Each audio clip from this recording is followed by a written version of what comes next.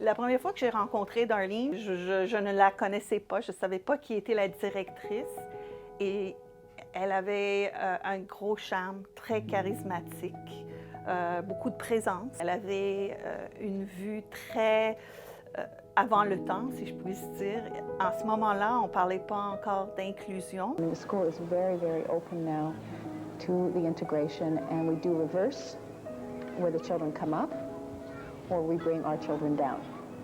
And we think it's very, very important for our children to model the other children when they're ready. C'est elle qui a commencé comme le concept d'inclusion inverse. Donc, on demandait aux élèves d'en bas, là, du régulier, à venir travailler, accompagner nos élèves dans des activités. Et donc, souvent, elle prenait les élèves qui avaient des profils difficiles, des problèmes de comportement, du régulier, et ça les valorisait. Elle prenait des jeunes adolescents troublés qui venaient de bas de champ. Et donc, eux, ils venaient accompagner, être comme les shadows de nos élèves. Et ça a très bien fonctionné. Il y avait quand même des belles relations. Il y en a qui sont venus plus tard en adulte voir comment étaient nos élèves, etc. Donc, elle avait une approche très innovatrice.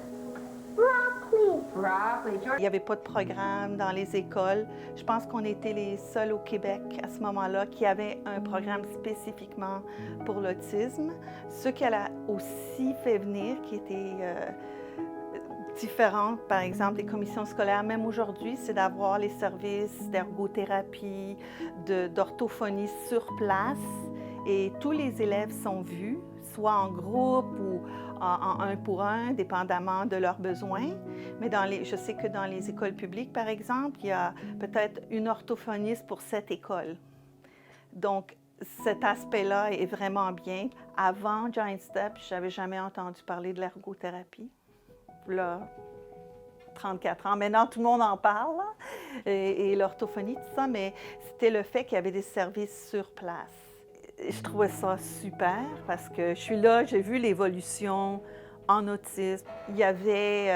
C'était vraiment voir l'évolution historique, où on a commencé, où on s'est rendu.